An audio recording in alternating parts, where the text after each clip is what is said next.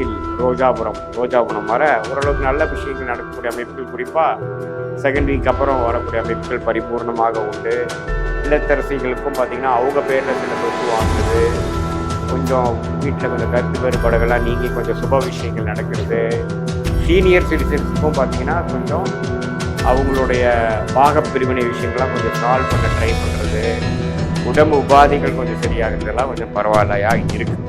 ராசிக்காரங்க என்ன பேசுகிறோம், நம்ம என்னதான் நம்ம எக்ஸ்பிளைன் பண்ணாலும் நம்மளை புரிஞ்சுப்பாங்களா, அல்லது மௌனமாக இருக்கிறதே சரியா, அல்லது நம்ம வந்து பேசுகிறது சரியா, நம்ம கரெக்டாக பேசுகிறோமா, நம்ம பேசுகிறத அவங்க புரிஞ்சுக்கிற நிலைமையில் இருக்கிறாங்களா, அதெல்லாம் நீங்கள் பார்த்து தான் நம்ம செயல்படணுமே ஒழிய நடக்கிறது அது மாதிரி விஷயம் நடக்கிறது. நல்ல அமைப்புகள் இருந்தாலும் நான் முதலே சொன்ன மாதிரி புதிய ஒரு விஷயத்தில் இறங்கும் பொழுது இந்த டைமில் நம்ம பண்ணணுமாங்கிறத பார்க்கணும்.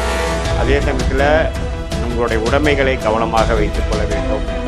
சில விஷயங்களை நீங்கள் இறங்கி பண்ணும்பொழுது துல்லியமான அமைப்பை நம்ம செக் பண்ணி தான் நம்ம வந்து ஒரு ரெஜிஸ்ட்ரேஷனோ ஒரு இதில் கமிட் ஆகிறதோ, இமெயில் ஒரு முக்கியமான இமெயில் பண்ணுறதோ, இதெல்லாமே கொஞ்சம் கேர்ஃபுல்லாக நம்ம பண்ணணும். இதுனா மிஸ்கம்யூனிகேஷன் ஆகக்கூடிய அமைப்புகள், தேவையில்லாமல் நம்ம வந்து ஒரு தவறான ஒரு பேர் வாங்கக்கூடிய அமைப்புகள்லாம்